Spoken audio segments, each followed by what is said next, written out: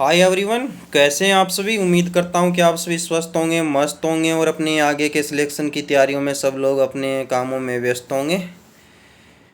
और जिनका भी जो भी काम बकाया है वो सब टाइम पे कर रहे होंगे। जो उनको भी मेल वेल का इश्यू आ रहा है शायद अब तक सबको आ गया होगा भाई आपके आगे की प्रोसेस का, डीवी का, मेडिकल का।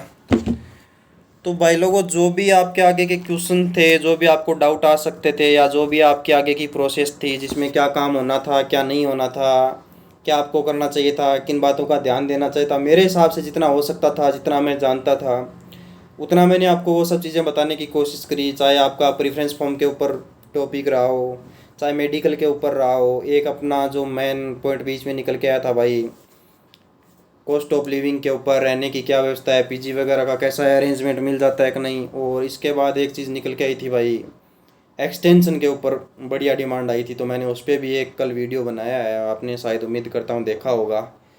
और ये जितनी भी मैं जानकारी दे रहा हूँ भाई, ये सब लेटेस्ट है, वो है जो मैंने फेस की है। और ये जानकारी यूट्यूब पे मेरे अलावा और किसी चैनल पे अवेलेबल नहीं है भाई। यूट्यूब पे कहीं नहीं बता रखा भाई प्रेफरेंस फॉर्म क्या है, कैसे भरना है, ऑलरेडी वर्किंग है वो मेडिकल कैसे यूज़ करेंगे।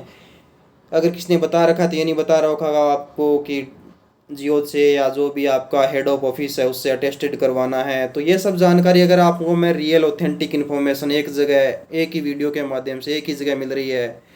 जितने भी लोग कमेंट कर रहे हैं उनका हर एक कमेंट में उनका मैंने रिप्लाई किया है। जो भी अगर टेलीग्राम में ज्वाइन हुआ है वहाँ भी अगर मेरे को डायरेक्ट पता नहीं, एटलीस्ट मेरे को 100 लोग डीएम कर चुके हूँ, मैंने 100 का 100 बार रिप्लाई दिया है। कमेंट में कम से कम 200 प्लस लोगों का मैं रिप्लाई दिया है। तो यार थोड़ा सा लाइक सब्सक्राइब वाला ये सब आपकी थोड़ी सी रिस्पॉन्सिबिलिटी है। अगर मैं आपकी थोड़ी बहुत हेल्प कर रहा हूँ तो एटलीस्ट आपका भी बनता है।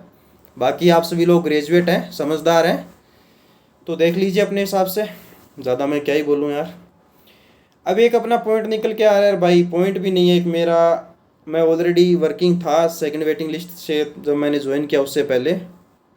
तो एक पॉइंट ये था कि मेरा फ़र्ज़ था यार आपको ये चीज़ बताने का, क्योंकि ये चीज़ मैं फेस किया हूँ। पहली बात तो भाई मेरा तो देखो नॉन टेक्निकल रेजिग्नेशन था सीएसएफ हेड कांस्टेबल मिनिस्ट्रियल से, जिसमें मैं 1 साल, लगभग लगभग 2 साल ही मैं सर्विस के, 1 साल 7 महीने 15 दिन का रहा टोटल। तो मेरी सर्विस काउंट नहीं होगी, ना मेरी सर्विस बुक सीआईएसएफ से ईपीएफओ में ट्रांसफ़र होगी, वो वहीं की वहीं रहेगी, क्योंकि नॉन टेक्निकल रेजिग्नेशन था। तो मेरा तो फंडा वहीं एंड। अब मैं सबसे पहले बात करता हूँ भाई टेक्निकल रेजिग्नेशन वालों की, जो टेक्निकल रेजिग्नेशन दे के आ रहे हैं भाई। तो क्या आपकी सर्विस यहाँ फॉरवर्ड होगी, आपकी छुट्टियाँ वगैरह आपकी यहाँ फॉरवर्ड होगी कि नहीं होगी। तो भाई ये बहुत ही मोस्ट इम्पोर्टेंट टॉपिक है आप सबके लिए। देखो ये ईपीएफओ है वो असंवैधानिक है, जो भी आप बोलते हैं, मतलब एक तरह का प्राइवेट टाइप में ही है, लेकिन गवर्नमेंट भी है। क्या बोलते हैं इसको, स्टैट्यूटरी या ऐसा कुछ है यार, वो बॉडी है, आप समझदार हो, ठीक है। तो यहाँ यार ये लीव्स वगैरह ये फॉरवर्ड लेता नहीं। आपकी सर्विस बुक आ जाएगी, आपकी सर्विस काउंट हो जाएगी, लेकिन आपकी प्रीवियस सर्विस के बेस पे यहाँ पे सीनियरिटी नहीं लगेगी।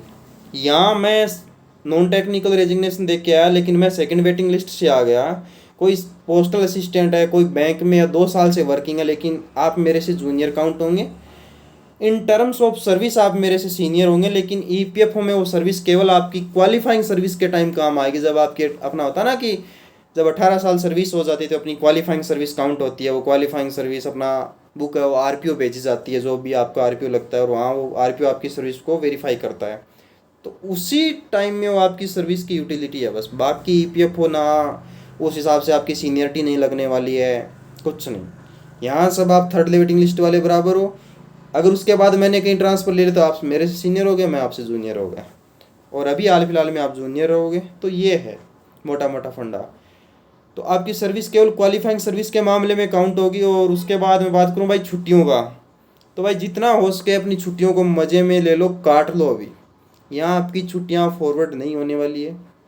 और जितने भी आप लोग हैं उसमें से 99% वो है जिनकी सर्विस 10 साल से कम है। कोई 1 साल का, कोई 2 साल का, कोई 3, मैक्सिमम होगा 3 साल का यार मेरे हिसाब से।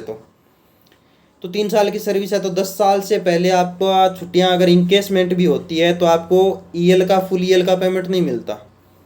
आपकी जितनी ईएल है अभी बची है, अगर आप यूज़ नहीं करते हो, रिजाइन दे देते हो, तो उसके बाद आपको 50 ईएल अगर आपके अकाउंट में है तो 25 ईएल का ही आपको पेमेंट मिलेगा। यहाँ ईएल फॉरवर्ड नहीं होने वाली है, ध्यान रखना इस बात का। तो आधी का पेमेंट मिलना इससे अच्छा है कि काट ही लो, घर पे तो रहो एटलीस्ट।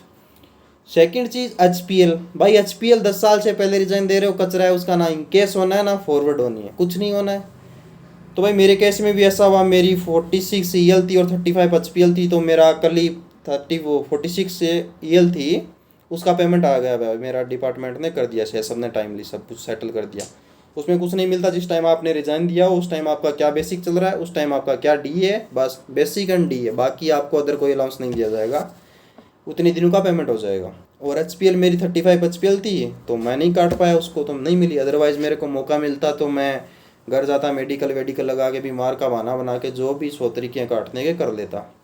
तो आप लोगों को मैं इस चीज़ को भुगता हूँ यार, थोड़ा दर्द भी होता है कि यार हमारी 35 HPL, हमारी 2 साल की छुट्टियाँ ऐसे ही गई वो।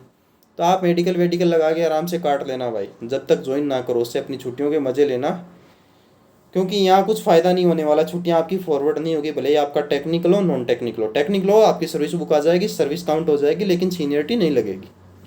ये था एक मोटा मोटा पॉइंट, और आपके लिए बहुत ही शायद आपने डिमांड भी नहीं करी है इस टॉपिक की, लेकिन मैं मेरे पर्सनल एक्सपीरियंस से, साथ वालों के एक्सपीरियंस से, जो मैंने भोगा या जो नो टेक्निकल रेजिग्नेशन देख के हुआ है, उन्होंने ये चीज़ देख ली, तो उस हिसाब से मैं आपको पहले से वार्निंग कर रहा हूँ भाई, अपने हिसाब से देख लेना ये चीज़ें। और तो यार कुछ ज़्यादा खास बताने लायक है नहीं, बस सर्विस आपका क्वालिफाइंग सर्विस का टाइम काउंट होगा, बाकी सीनियरिटी में कोई फ़र्क नहीं पड़ेगा, कितनी साल की सर्विस हो, तो अपनी काट लेना यार, इससे अच्छा ही है ना, क्यों छोड़नी है भाई। आपकी मेहनत की छुट्टियां हैं भाई, आपने जितने दिन ड्यूटी की है वो छुट्टियां अर्न ली हुई है आपकी, ये कमाई है आपने, तो काटो उसको।